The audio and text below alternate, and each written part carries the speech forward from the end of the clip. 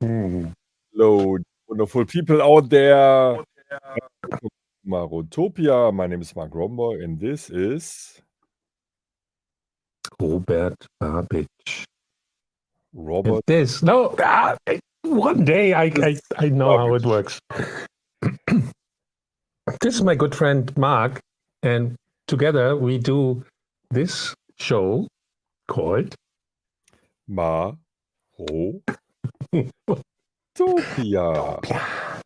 Hey Robert, how do you do? Are you in a Christmas mood? Almost. I have a Christmas tea with, probably you saw this already, from a great album from a guy who does music. He made this. Yeah, and some breaking news. The album Utopia is sold out on vinyl. There is no copy left. They are all gone. Only available on Discogs anymore. So what have you done all week? Tell us how was your week? My week was kind of busy, to be honest. I had a lot of work with my students. A few one-to-one calls and my groups. We are working on music. Actually, I feel like a teacher at the moment because I'm helping so many people. So welcome, Robert. I'm your teacher. But anyway, I of course I also do music, and that's it. Oh, for now. And 2 days ago, I wrote you on WhatsApp, and then you wrote me that you have no power anymore. What happened in Malta? Do you know more now? We had this hardcore power cut. It was from 3 p.m.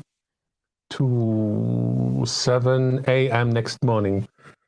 And the whole, at least my area was, off the grid. No information. Nobody talks about things. And on the same day, my credit card got hacked.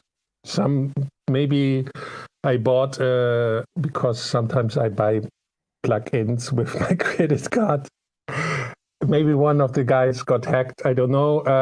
Exactly on that day, my bank told me, "Hey, Robert, here's something going on," because there was money going away from my card without I accepting this. And then the power just cut down. And I thought, okay, the world is coming to an end. But no, I just was going to the bed, made some candles on, and waited. And how many hours in total? 12, 14? Like I said, 3 p.m. to 6 a.m. next morning. My math is very bad, so please calculate. Sounds like 15 hours. That's a long time. Wow. Oh, yes. And that means like no power at all. And I used my the battery of my laptop to charge my phone, like with the last possible energy. It was funny. And I bought more candles now. So to be happy. So that means I'm going to play some music tonight. Yeah, there will be music from me tonight, but also the main music is coming from our guest tonight, but more to this later. Okay, first of all, very important, like always, we should promote our Discord server, right? Yeah, for the guys and girls and non-binaries and aliens, please visit our Discord server. because here we it have is. a cool community going on, a lot of talks. You can hear music that is nowhere else. Yeah. And it's And it's a cool community. So welcome to everyone. I see a lot of names here on the side of this. Welcome. yeah, and our assistant Andre, who is acting behind the scenes, he can please copy paste the latest Discord invitation link into the comments, please. So yeah, it's quite active there. It's always fun to have a look. I do this 2-3 times a day, and besides bald heads, there was one very interesting, very interesting topic. Yeah, maybe open, because we have this thing, funny things. Mark, maybe you go on our memes area and show one funny meme. And because I'm sad, I will never be part of this label. Yeah, but I'm pretty sure there are also people with hair on the label. I've never checked it out, but yeah, where's it coming from, by the way? Phone stuff on the internet. Wow. You know, on the internet there are things. Some things are not there to be seen. Yeah. Yeah, so the Discord server is pretty active. We have different channels where people can write everything they want, and yeah, it was pretty active this last week. And I saw that there was a discussion about this entire Spotify situation and its influence to club music. And I think it was you, Robert, who posted a video by a YouTuber called Venus Theory, right? Yes. Yeah, I And think he made quite a nice video to this topic. People should watch this. okay, can you quickly summarize what he said? Oh, actually, he was making some questions. If it's right what we are doing, is the system somehow forcing us to create music in a certain way, to behave in a certain way? And at the same time, it's our reality, and that we have to deal with what we have, right? I mean, Yeah. So feel free to check out his video. There's a pretty dark problem with music production by Venus Theory. It's worth to watch it, and I would be very happy to read your comments and your opinions out there, dear Marotopians, in the comment section, because yeah, it's a very interesting topic, which is influencing all of us, everybody of us who's producing music nowadays. but And sorry, Mark. Maybe let's ask the community: are our people streaming when they listen to music? Hello, you out there. Are you buying music, or are you listening on Spotify, iTunes, whatever? Would be interesting. Please post this in the comment. yeah, please, because this is what Marotopia is about. And this is why we are also doing it, because we want to know your opinion about it. And Yes. I had a lot of discussions about the streaming services recently, and I learned that there are already a lot of electronic music labels around which release special edits under 4 minutes. Something like a radio cut. You would have called it radio cut back in the days. And these less than 4 minutes versions they produce especially for Spotify. And I also learned that there are already playlists of electronic music which only support tracks under 4 minutes. And what will it do with our music scene, the club scene, and with the music in general? What do you think about?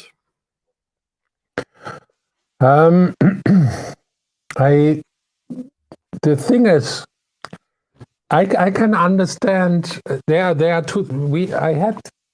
I was talking with my class yesterday, and there were some nice moments in this where, of course, imagine when you were back in the days in the 90s, when you were going to the record shop and you had your pack of records. I believe you were never putting on the records and listening the whole track. You were skipping, right?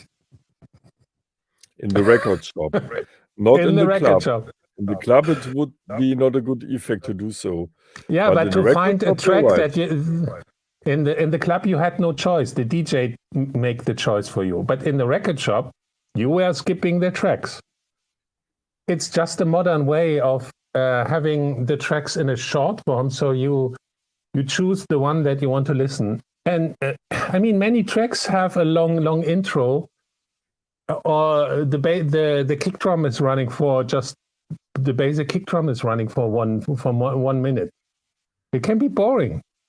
I can understand the reason. I personally love long tracks, and for me, it feels very difficult to break down my music to a 4 or less, or maybe, I mean, the super modern stuff is like 1 minute 50, 1 minute, you know. I personally have my problems, but we live in this modern world, and I challenge this. So I still do my. I think I released this year. I released on my Babel style a track that was 15 minutes. But maybe I experiment with shorter tracks as well. We will see. I love long tracks. But how do you think about this, Mark? How do you think? Yeah, very, very good question. The thing is, I have the impression, and I think that's very, very interesting and exciting. There are two forces against each other at the moment, because I mean, when I arrange a track, I imagine how it will work in the club, of course. This is my main intention, and it's number one intention, and not Spotify. And I close my eyes and imagine how the track could work in the club. And I like repetitive music, which is hypnotic, and I love it, especially when I play at Watergate, a club where I play a lot and where people are really following me and my music. I see people with closed eyes just dancing like in trance. And this is also meditation, and this is what I really like. And if we vibe in the same way, which happens at Watergate at any time, it's a very nice feeling. And then the track can play for 5, 6, 7, 8 minutes. So now we have a different source, which is called Spotify, and I use it as well as Apple Music. But it's a different situation of listening to music.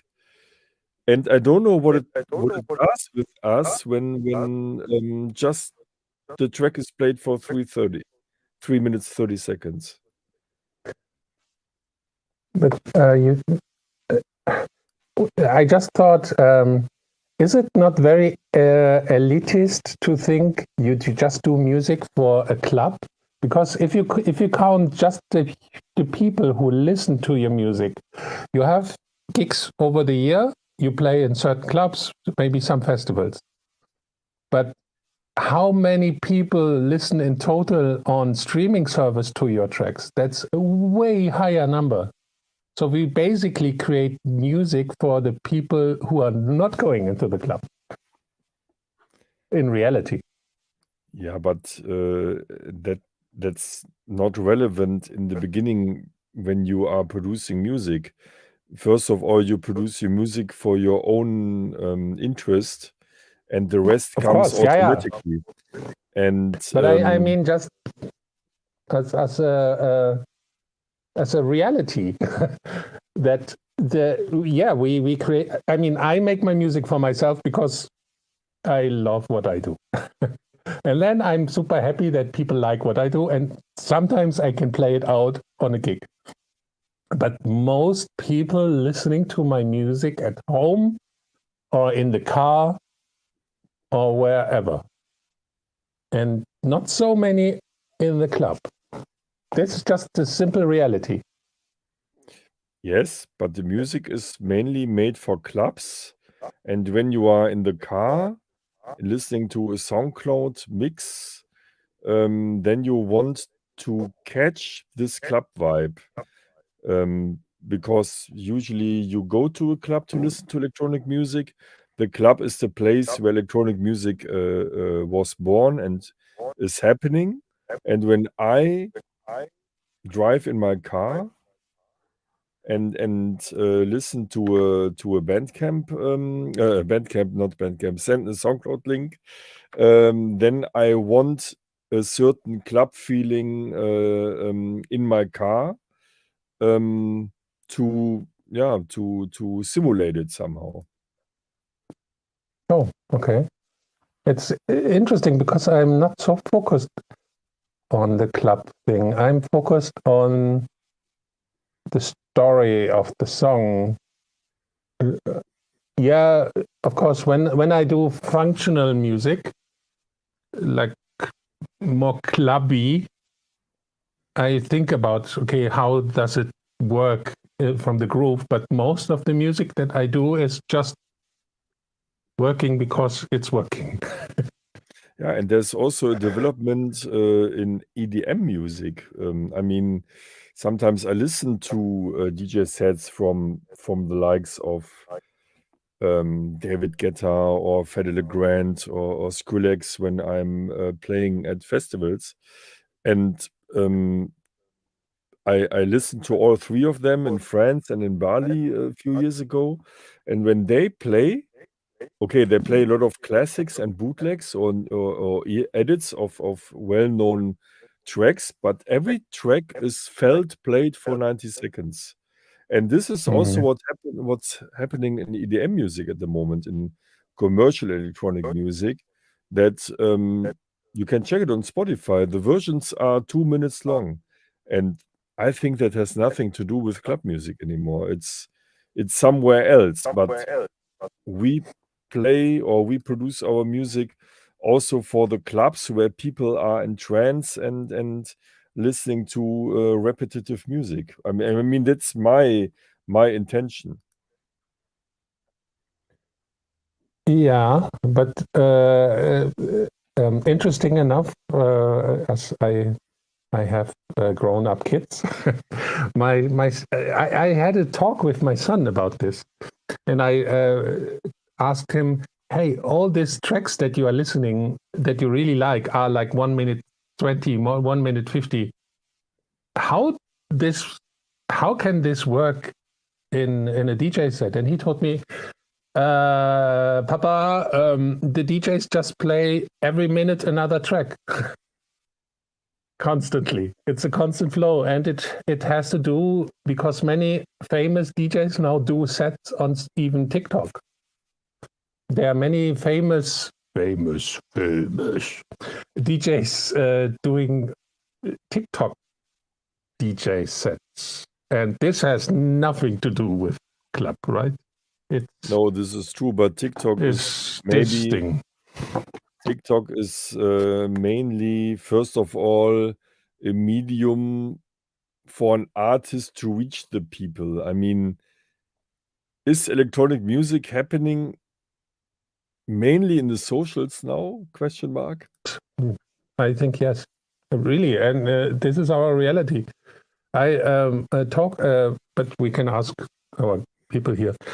I told you about this new style called funk, where they have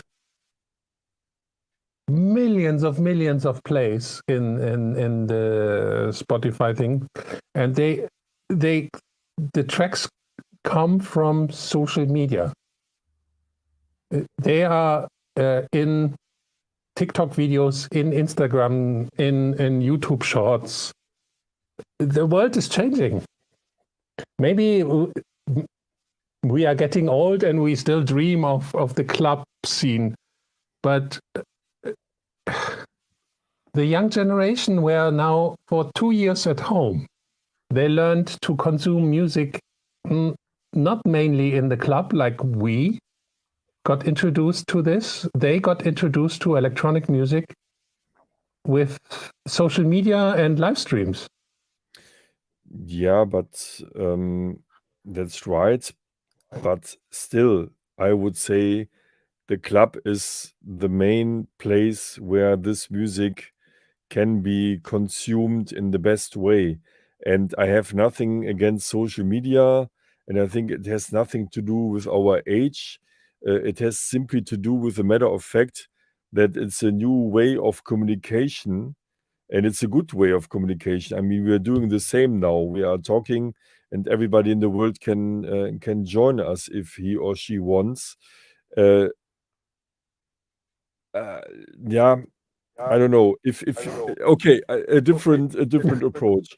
If you're really into electronic music and you really understand the roots and you understand and feel the vibe and where it comes from, then you must realize that the best place to enjoy this music is the club. You can also enjoy this music on a festival, but that's already a bit different because it's you are together with 5,000 people and the club situation is not really realizable. And you can of course also listen in a streaming service, but maybe the streaming platform is just something like an appetizer that you get to know music and you have hunger for more, and then you can get to know Robert Babich on TikTok, and then you say, okay, he plays at this festival, I go there.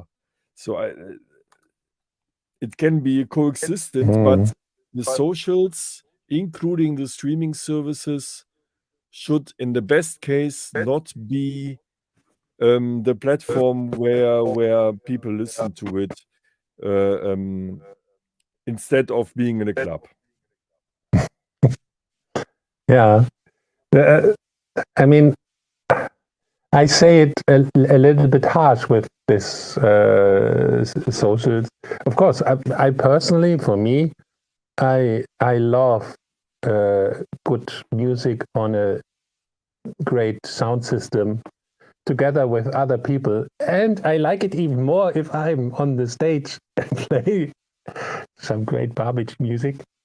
And can feel how it's going through the people. Of course, this is amazing, right? I mean, I love it. Marc loves it. This is the best place for our music, but still, most of the people in the world are listening to our music not in the club. Yeah, but maybe this is just fact. Yeah, but maybe people who are too young or too old or who don't understand this kind of music. But because if you understand this kind of music, then you go on Bandcamp, you go to a club, you buy records on Bandcamp, etc., etc. And this is what, when you really understand this kind of music, when you can feel this kind of music, and also when you can appreciate the substance of an artist.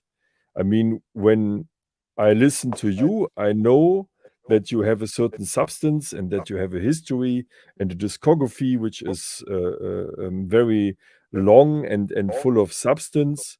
And I also have the choice to check something which is more artificial. But if I dive deep into it, then I must come to the point where I say, okay, this artist has some substance. So why not checking this artist now on Bandcamp or buying some records or visiting him at Watergate or Harry Klein or Rex or Fabric? And yeah, this is the minority, but maybe it's good that we talk about it so that more and more people understand that it's more than just listening to this music on streaming services and SoundCloud.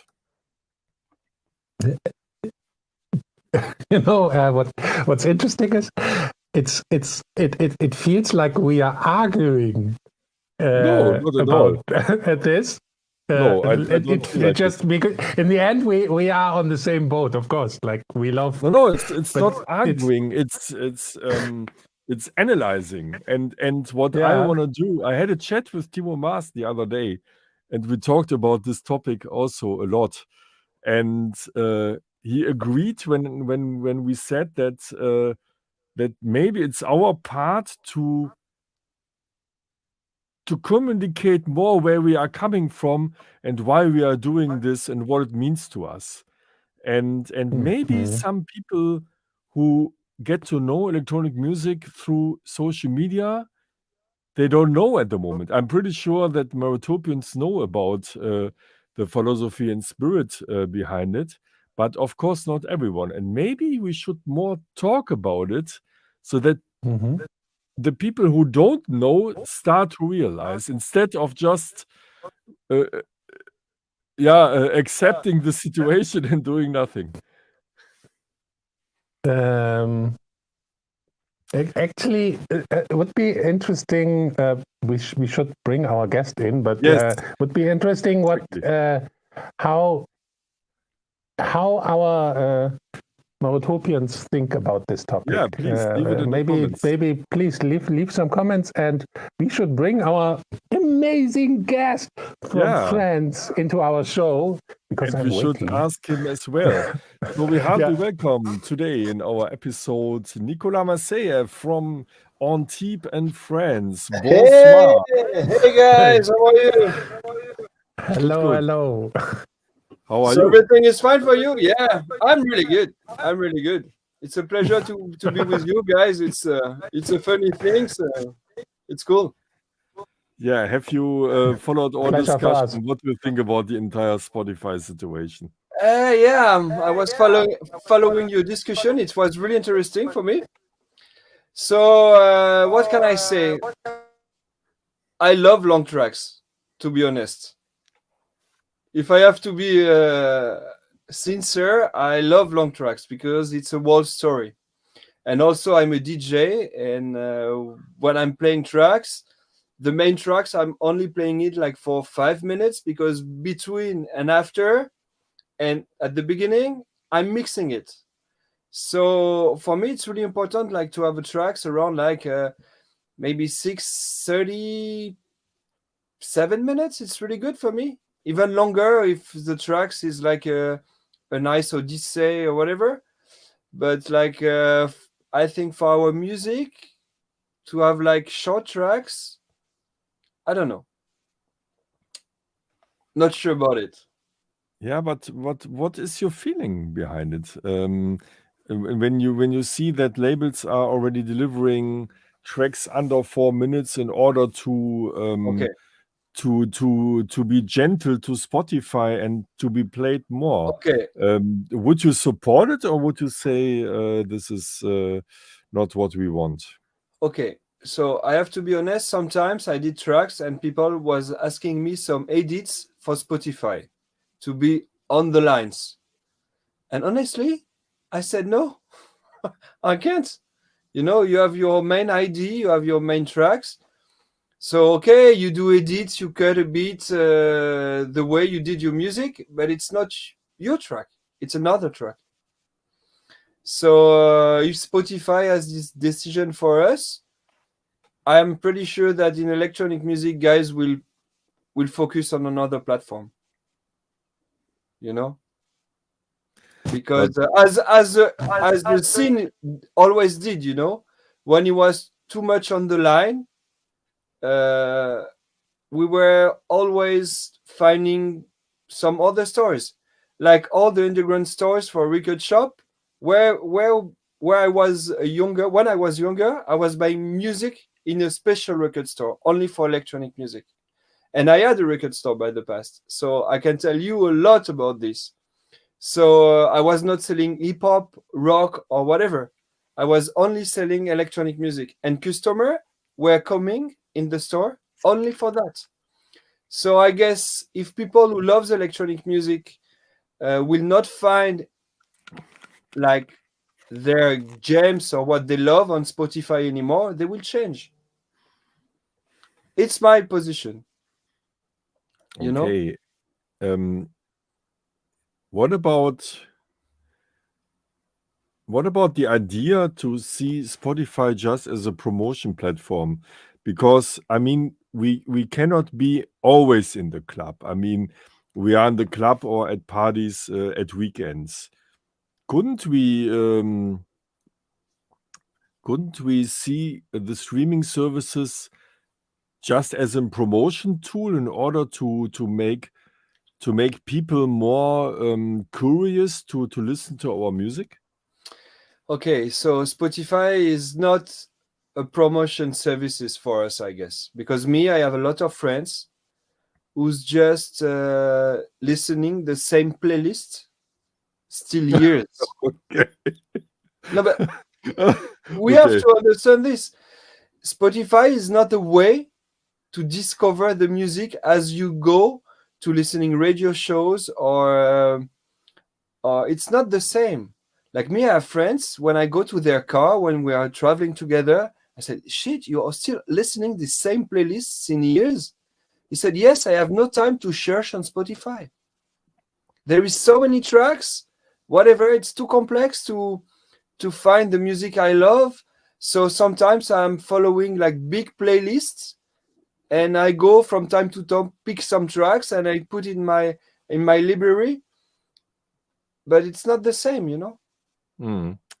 The thing is, I went on the database of the digital distributor of Systematic and checked where currently the money is coming from. And I think Robert will agree when I say that approximately 90% of the income from a track is coming from Beatport and Spotify, and 10% the rest.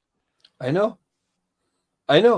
Because what does it mean for us? I mean for us, that we're earning a bit of money with Spotify, and this is all the rules and the game is now.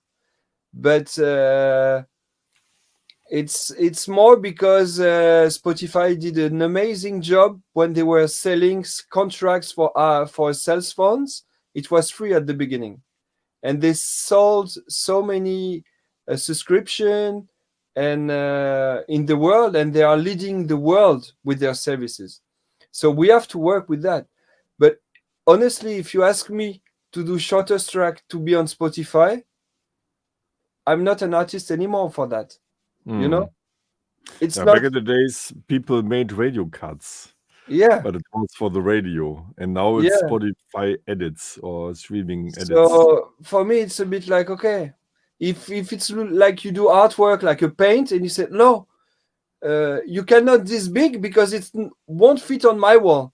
You know, like I do what I have in mind and what I want to do. You know, like if change the house for my art or whatever. You know, like no, it's a bit.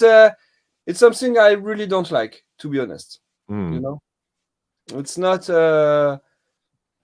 because in some tracks you have some developments and you have some story to tell, and it takes some time sometimes to bring an instrument, or you know, like if you listen to jazz music, some tracks in jazz are really long. Also, in classical music, like if you see all the different part they did to develop their music in classical music, it's not 3 minutes. Like, yeah, and one more funny thing is, if the streaming services are not around anymore in, let's say, 10 or 15 years, then you maybe just have the edits and you don't have the full work, which are fitting to the club. But Robert wants to say something. Yes, I was muted. I have a technical question. Maybe it's a little bit off from this topic, but these days I'm not a DJ, yeah. So I only talk about what I saw.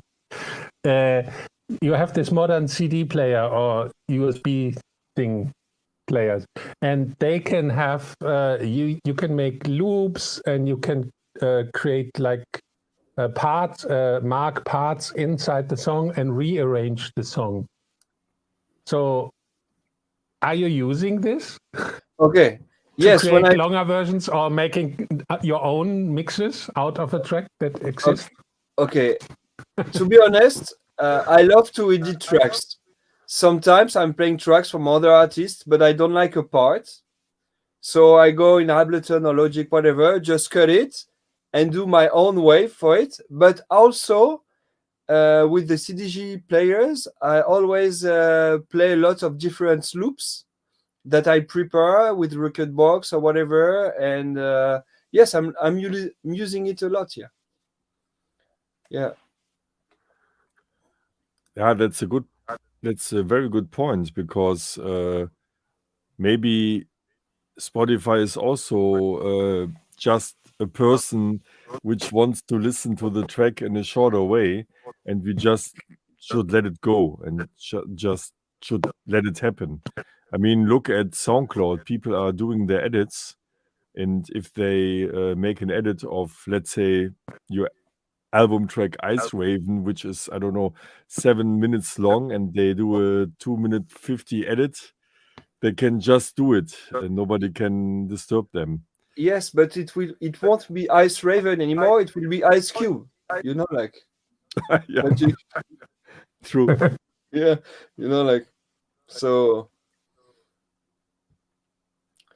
Now I think we have to let the systems goes and to adapt. You know, we always did since years to everything, and maybe it will change also our creativity, because we are used to do tracks for 7, 6 or whatever minutes. But maybe if the system is working like that, we will change our creativity. So maybe I'm a bit against that now, but in 10 years, I would say, yeah, it was fun finally. Yeah, something very funny is that when I started to collect 7-inch records as a child, I had a lot of records from the 50s and 60s, from Beatles, Rolling Stones, Elvis, and the versions were all 2 minutes long. And I always thought that this time would not come back again. And now this time is back, because exactly when you check commercial tracks on streaming services, they are all more or less 2 minutes long. Yeah, It's crazy.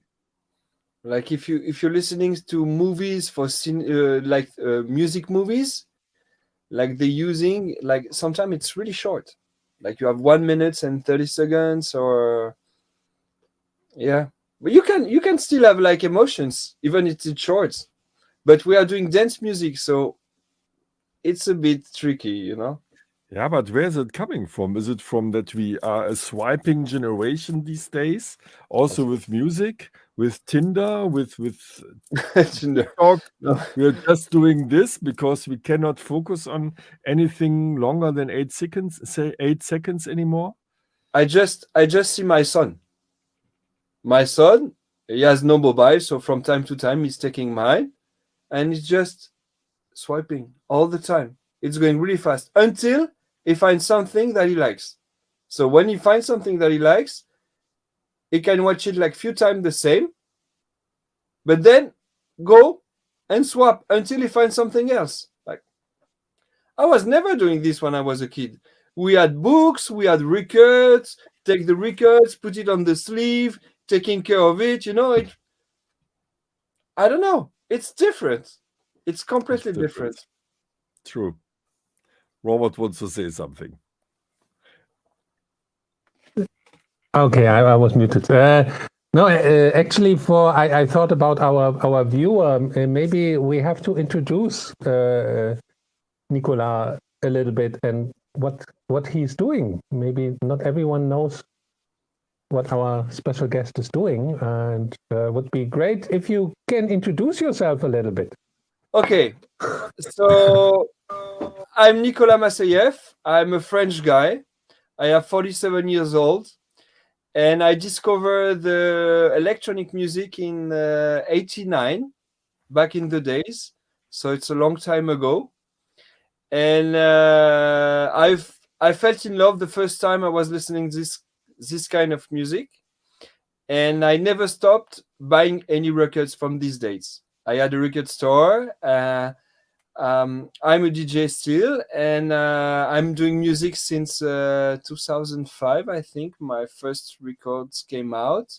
I was doing a bit of music before, and I also run a label with Oxia called Diversion. And I did my last album on Marc's label called Endless. Yes, just out. Yeah, And just fresh. okay, you say 1989, you were 14, 15 at this time. Exactly. So Yeah. was there a special moment where electronic music really caught you? Was it a party or a track or Okay. a So situation? as I remember, I had a tape in my hand from a friend or my brother. I don't know. I had a tape in my hand, and at this time I was listening a lot of hip hop, like Rakim, the Beastie Boys, all this kind of old stuff, hip hop, and a lot of rock also. And when I was listening this, I said, "Oh my God, it's so fresh for my ears. What is this?" You know. And then I was asking friends, and they told me, "Yes, maybe you can find this kind of music at this place." So I went in Nice. I remember it was an old store called La Sorbonne, and I bought my first record vinyl. I think is somewhere here on Warlock. It was a Todd Terry. I remember still. And since I was buying like house, techno, hardcore, every kind of music, I was already really eclectic, And I was like, okay, I found my goal, and I felt in love really with electronic music. And was there a certain track which really electrified you, where you said, "Oh my God"? So I can give you an example. For me, it was when I was 11 years old. I bought Computer World by Kraftwerk, and Yeah. I played numbers, and I thought that I was somewhere else. So it was like that I was in a science fiction. Although I was in my room, I listened to numbers on my stereo, teased my mom with being far too loud, and I was like, I felt like standing in a science fiction movie myself. Do you have a track like this which really caught you?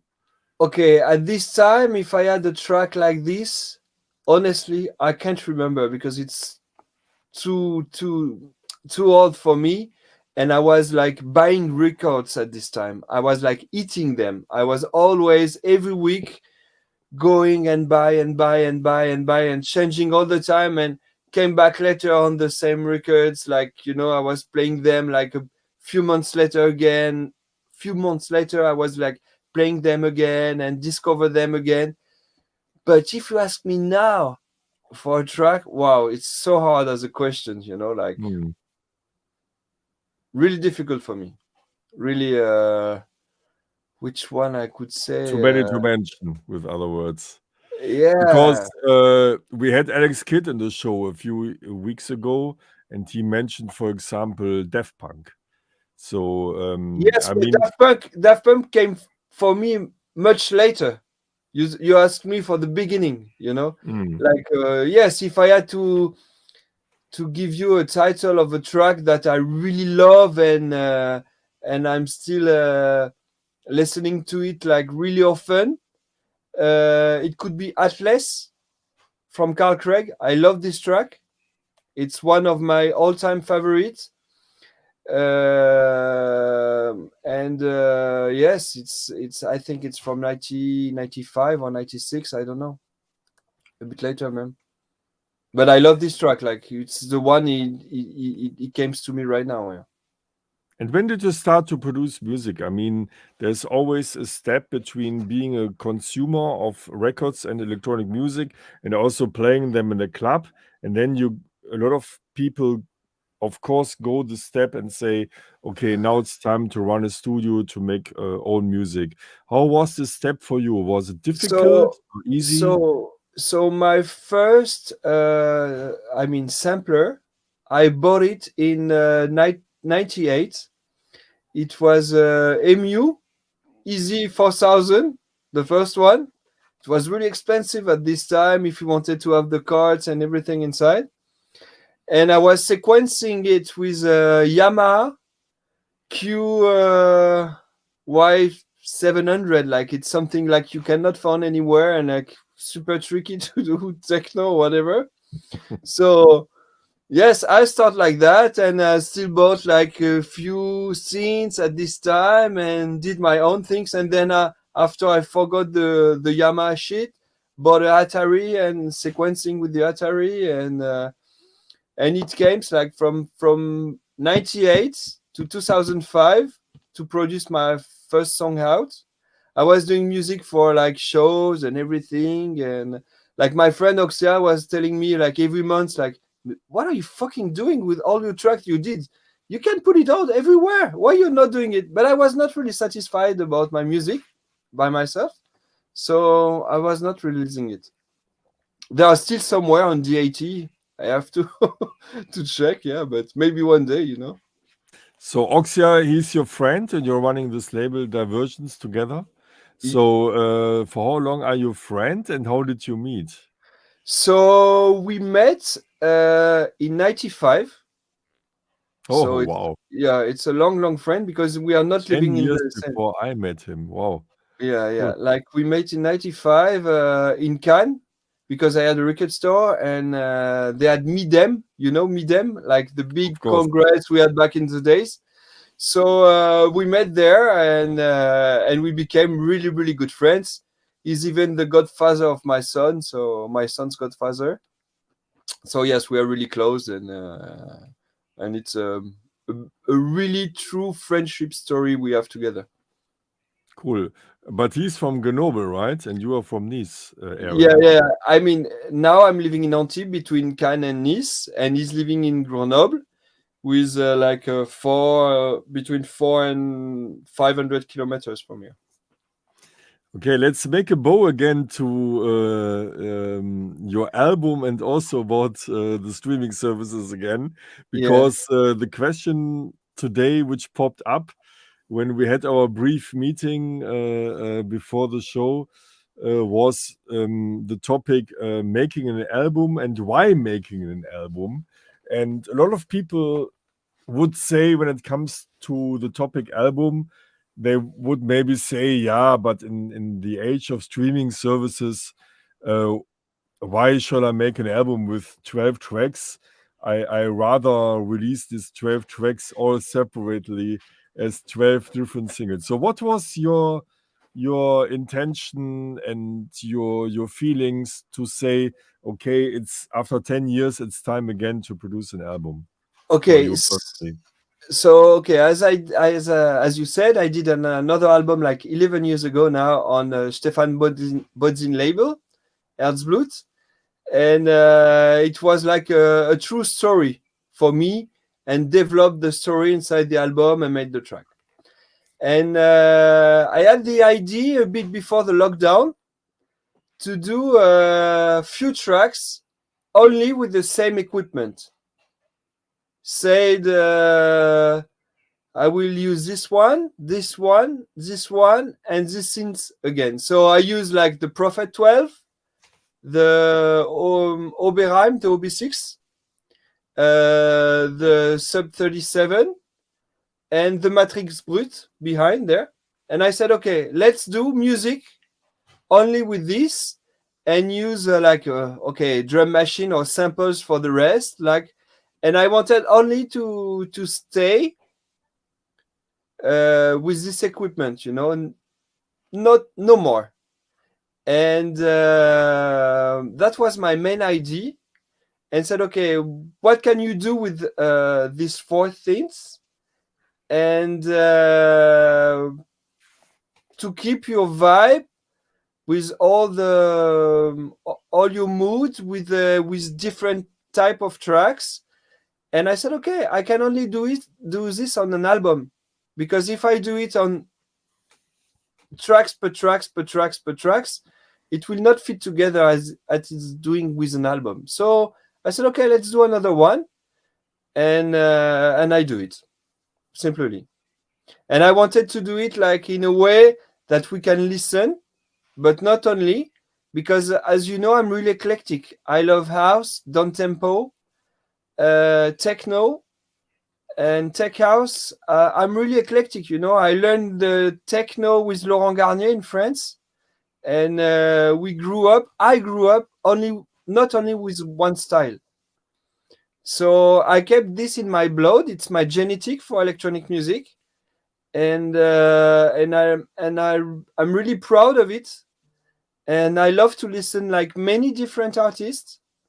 And I think in electronic music you have like some good music in every style. And I said, okay, let's play this game on an album, because this is the only way to do it. You know? And is there a story behind the album? The album is called Endless. So why the name Endless? And is there a certain story? So when you listen to all tracks in one go, then so I was looking for the name of the album with my girlfriend, and I was speaking with her, and I was thinking, okay, I want to fix the time, you know, with all this equipment, because maybe in the future I won't do music with this equipment again. I mean, in this way where I was using it. And I wanted to fix the time. Like, this is now, and I want to do music that I can listen to it again in like maybe 10 years or I don't know, 5-6 years. But I don't want them to be like other track I did. I wanted to have them in a special box, you know. And so we were talking about the name, and she found the name, to be honest. And I was like, yes, it's really beautiful. It's a beautiful name. It's exactly the way I want to put all these tracks together. And I was speaking with Oxia also a lot about it.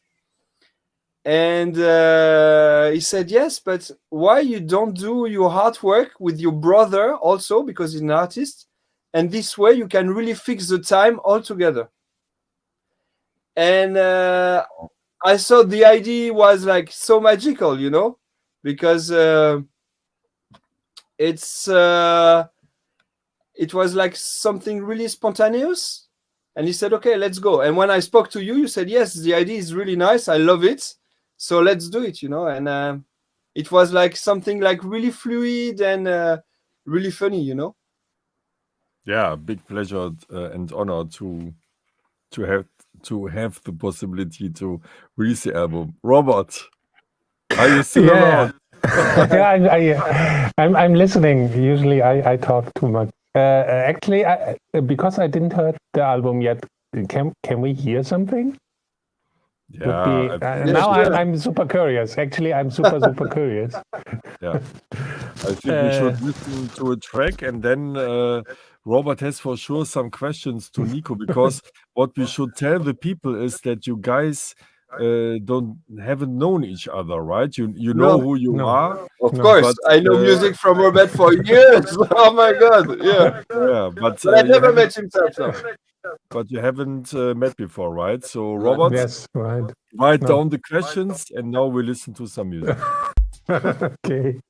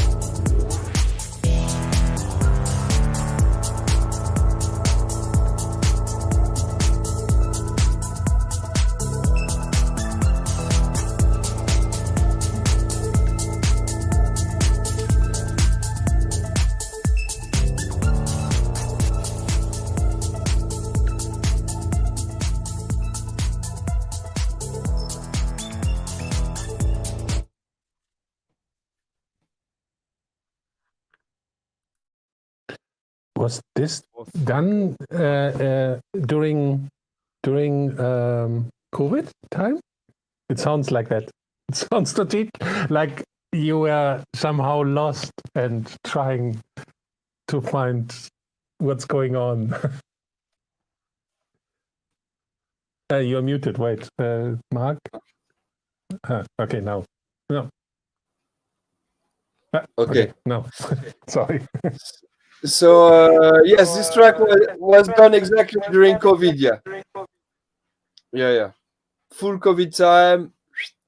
I was in the studio and I decided to do this song with this vocal behind, who is not really saying something, but saying something.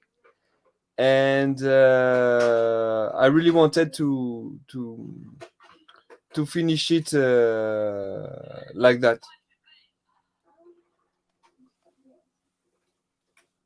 I cannot hear you anymore. Mark, you're mute. Mark is muting all of us. There was a vocal. Did we hear the same? Yeah. You have it in the yeah, but it's in the background. Yeah, you have it only in the breaks. Oh, wait. Okay. Wait just a minute. Victor, tu peux aller ailleurs, s'il te plaît? Yeah, good. real life. Yeah.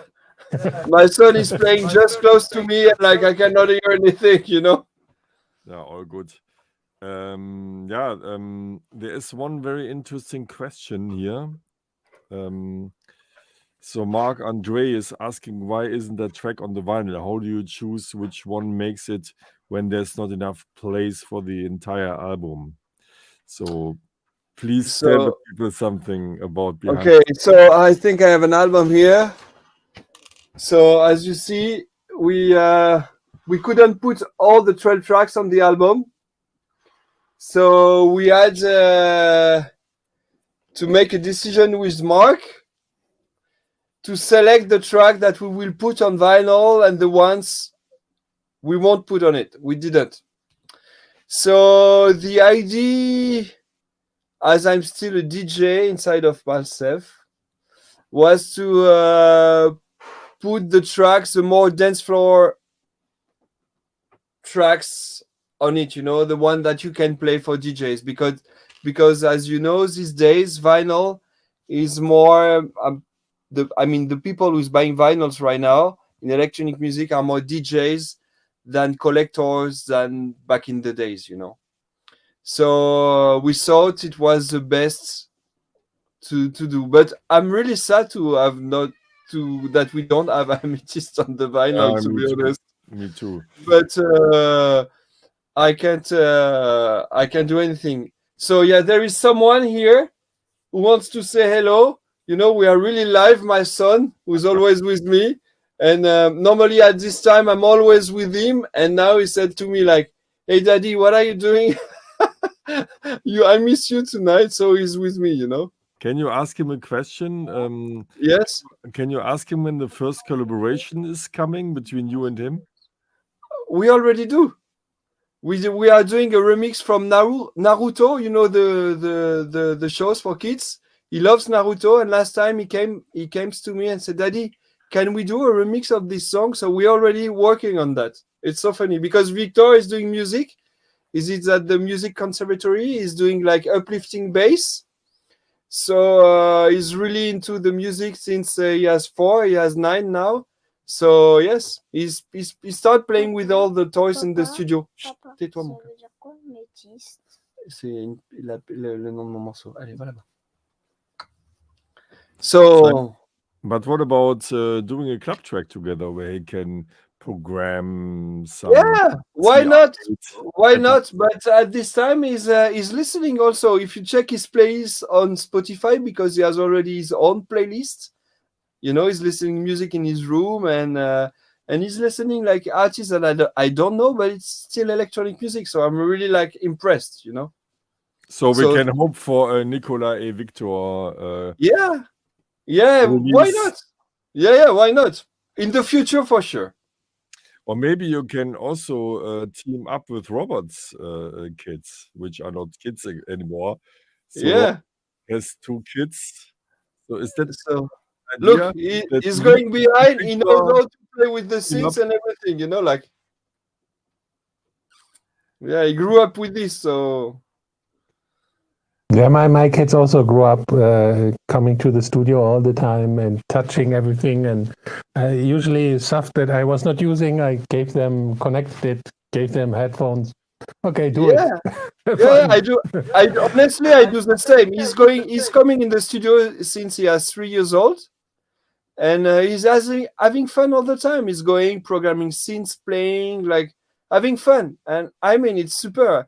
For me, if I was like if I was like him back in the days, I would be so happy. You know. He's doing already something with the Arturia synth Yeah, he knows. Believe me, he with the knows. Matrix Brute.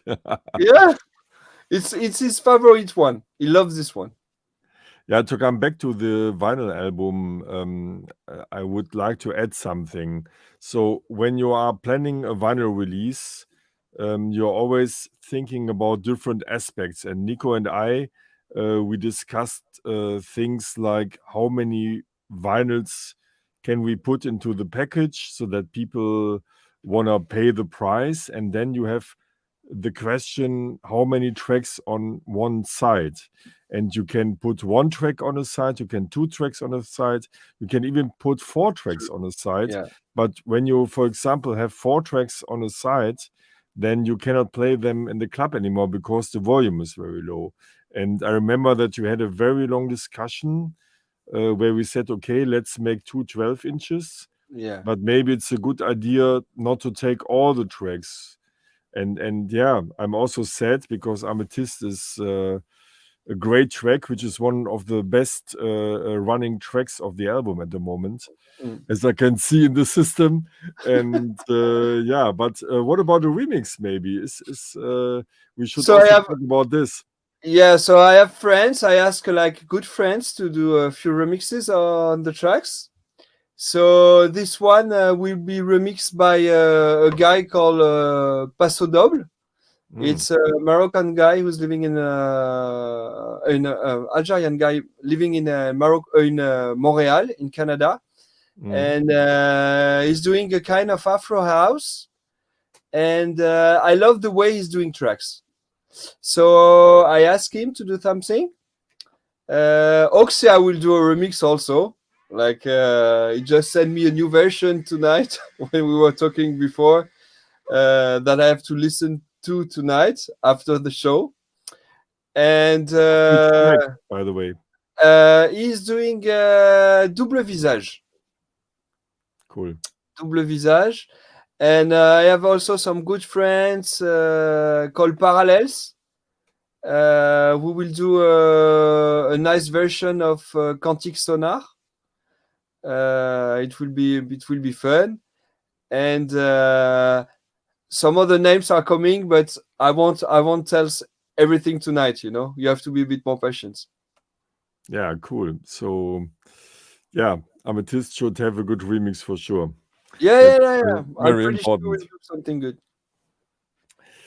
Yeah, there is one comment. I just want to display it here. That's an interesting comment here. The best is 1 track per side on 45 RPM. This is correct. However, how many tracks are on the album? 8. Okay, and how many tracks are on the entire album? 12. I think 12. Yeah, 12. 12. Okay, 12 divided by 2. I mean That 6. 6 vinyl.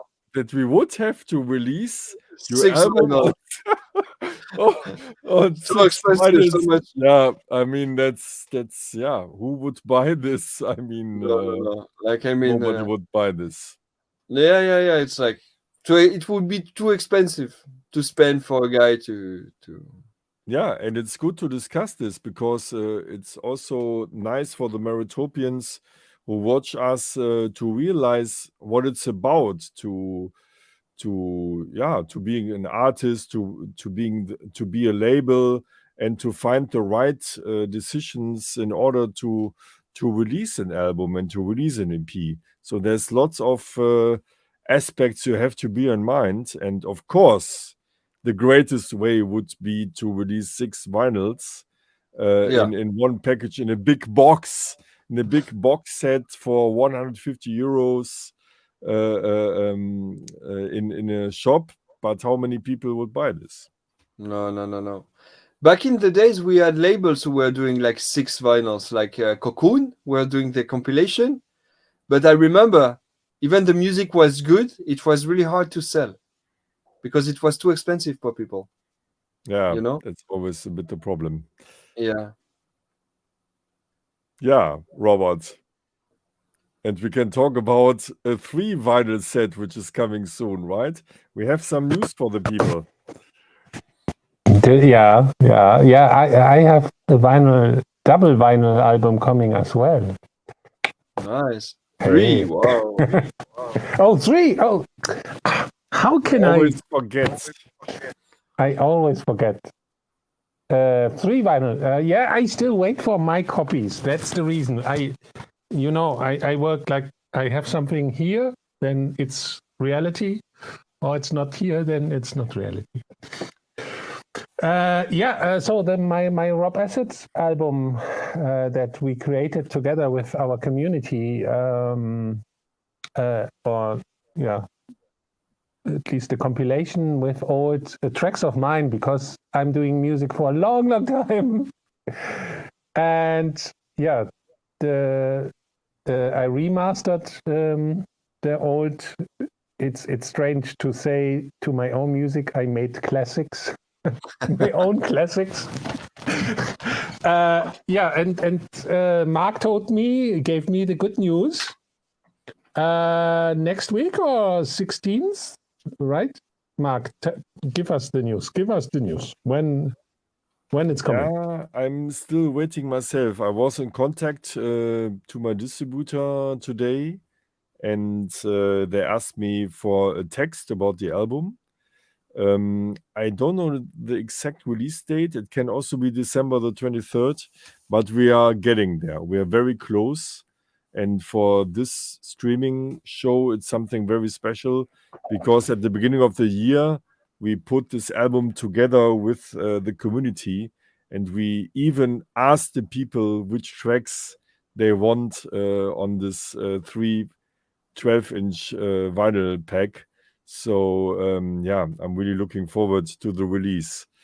So before we leave you, Nico, because I know that you are preparing a journey tonight, because I think you're traveling tomorrow. Yes. I would love to listen to one more track of you. And please let the people know what we have in mind. Oh, we have an unreleased track, okay, called Levante. And it's for next systematic compilation. It's a new one coming next year. Correct, in May. And it's a track I really liked. And I'm happy to share this with you. Yeah, it's cool. Yeah, and now it's really funny. The track is already planned for the vinyl, but I have never asked you what the title is about. Can you tell us a little bit why you called the track like this? Okay. I released track for your label like a few years ago, like Cleneramante and all these guys. It's all wind names. Ah, wow. Yeah. Wow, I learned something. Yeah. Like Mistral from Yeah, Ulrich exactly. Gründer. Yeah, exactly. It's all wind names. And Yeah. they are all in this area, these winds? Yeah, all around here or in the world, and it's all wind names here. It's going But to. they're also in your area. Yeah, also we have in my area. Yeah, and it's coming from a place to another one. I love the movement, and you cannot touch it. So I thought like the names winds we were good for the tracks. And what's the character of this wind in particular? Do you know that? Not exactly. I cannot remember exactly, but I think it's a hot winds, like something like that. Yeah. Wow. Today I learned something. Yeah. Cool. Okay. Then I would say thanks for joining us. It's a was pleasure for me. super Thanks for the interesting. invitation, and it was really nice. Yeah. And I hope that you guys meet very soon at the Yeah, festival. we or have party. we have It's to time. play. We have to speak about things. Yeah, absolutely. Yeah. Okay, Andre, please play Nico's upcoming track. It will just be out in May next year on the Music from Spain. Listen to it first. Enjoy. Thanks, Nico. Thank you. Bye bye, guys.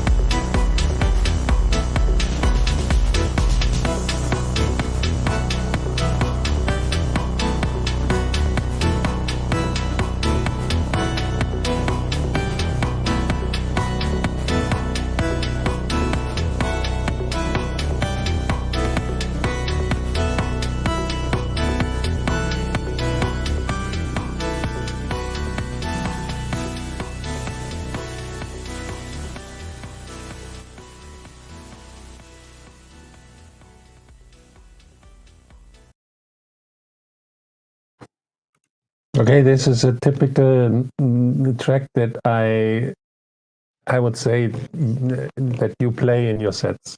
It's like when I imagine a Marc Romboy DJ set, it's this kind of sound. So you're muted. I must admit that I'm a big fan of the sound of Nico. And he does also amazing mixdowns. Big fan. They're always No, it warm, sounds good. really balanced. Yeah. And he always tells a story. He has a musical background. He's very musical. He's not just playing one bass line and that's it. So, as a good friend of mine says, there is musically meat at the bone. Yeah, cool. This was definitely a dance floor, like running forward. Yeah, cool. I saw one comment of Natalia who was asking for a repress of Utopia. And now that we talk about record company aspects, I remember a few weeks ago, I said here in this show that there are 2 or 3 Utopia vinyls left in our Bandcamp store, and that you have now the chance to buy it before it's too late. And now it's too late. And the thing is, when you press vinyl, you always press them in 300 slices. And before we press the next 300, we need back orders.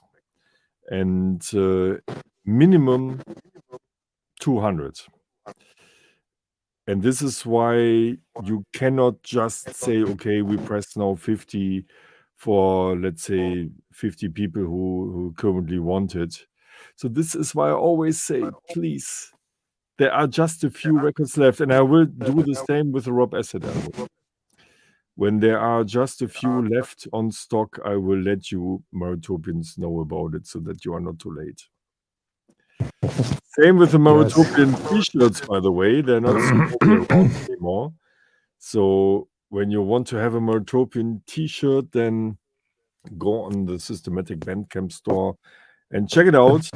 And I think there's just one cup left, by the way.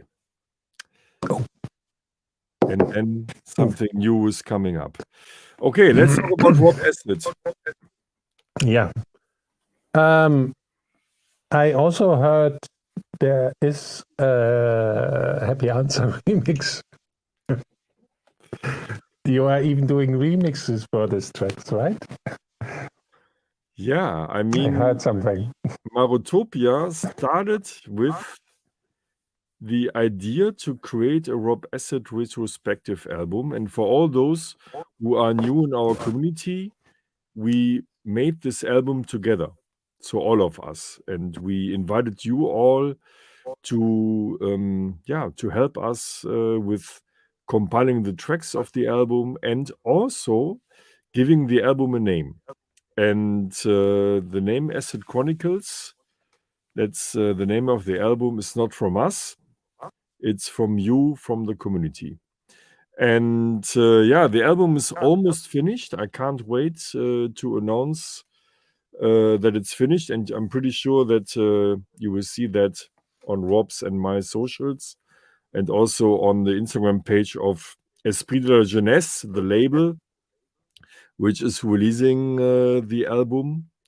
And it's just a question of days, and then the album will appear on the Bandcamp store, and then finally we can all put them on the records on our turntable. And Happy End. That's a very special track. I think it is. Isn't it the first track you ever released as Rob Asset? Yeah, it was the first Rob Asset release. Before I released under different names, and this was the very first Rob Asset. This is how Rob Asset came into the world. Actually, it was somehow a joke,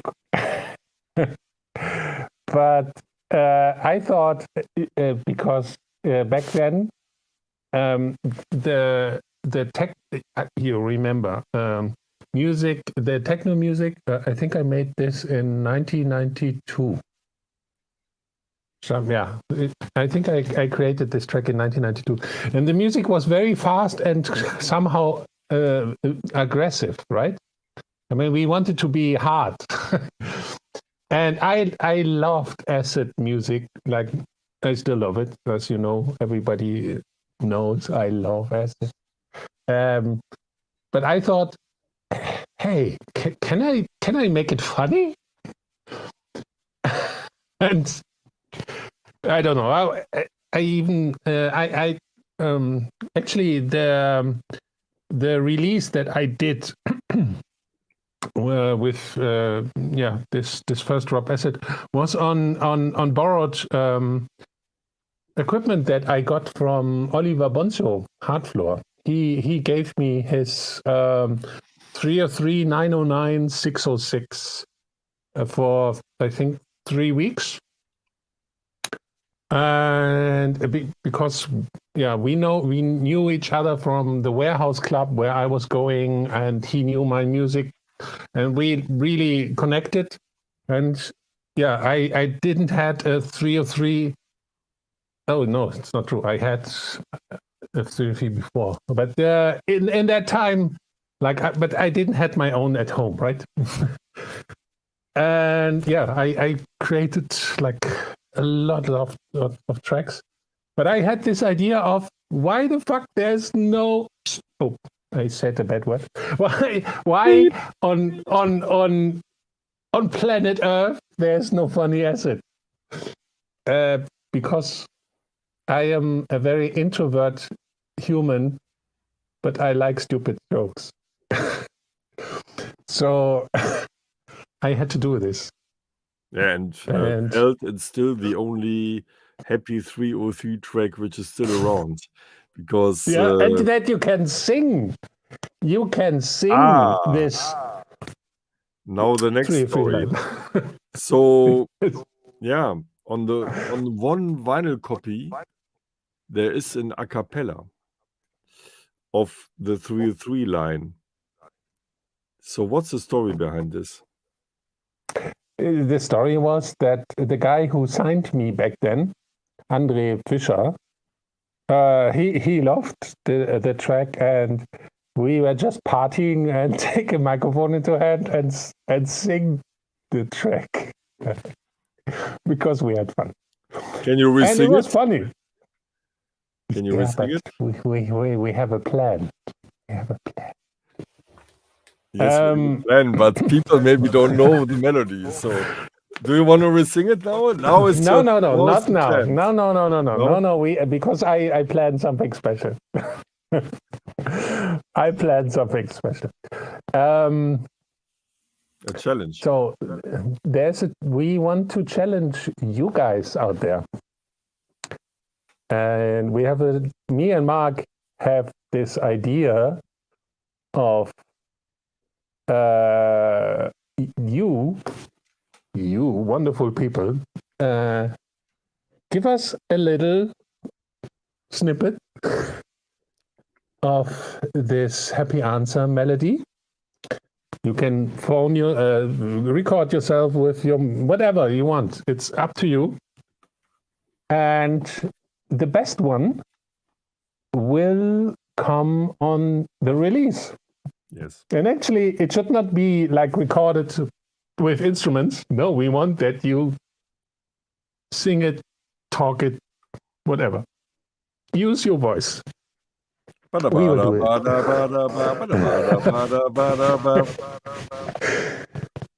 Something like this. But that's just a little part. Yeah, that will be a funny story. And I hope that you all have the courage to try it out. You can do it on TikTok or on Instagram or wherever you want. And we want to have the best a cappella on the record. But more soon. Stay tuned. We will start this soon.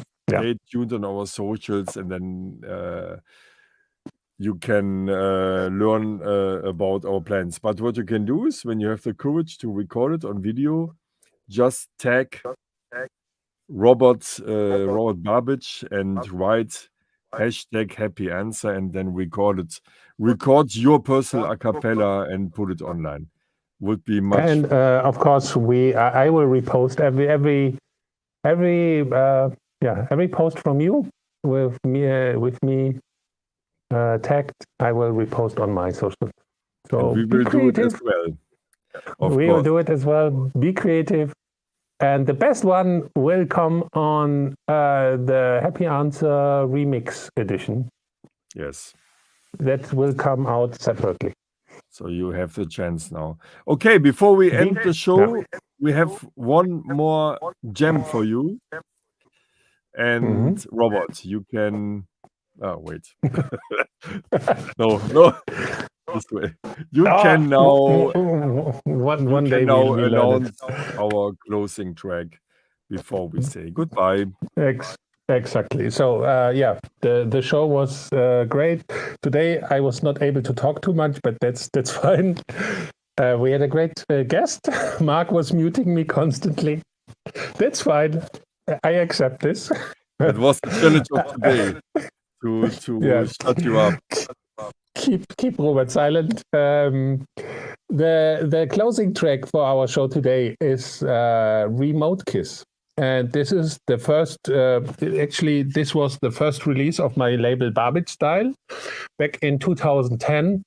And I'm releasing a rework with really cool remixes of this track. And one of the musician of this remixes is our Andre. So I'm very proud. Andre is on my Remote Kiss release, but we will really listen and see the original video right now as a closing track for tonight. Thank you, everyone. You are great. We love you. And see you next time. Thanks so much. This was the last show for this year, or should we do one more, or we see us next year? We will see. Marc. Nobody knows. We will see. Nobody knows. We will announce. We love you. We love you. All the best, dear Marotopians. Thanks for joining us. And now, Remote Kiss by Roberto Babichko. Enjoy.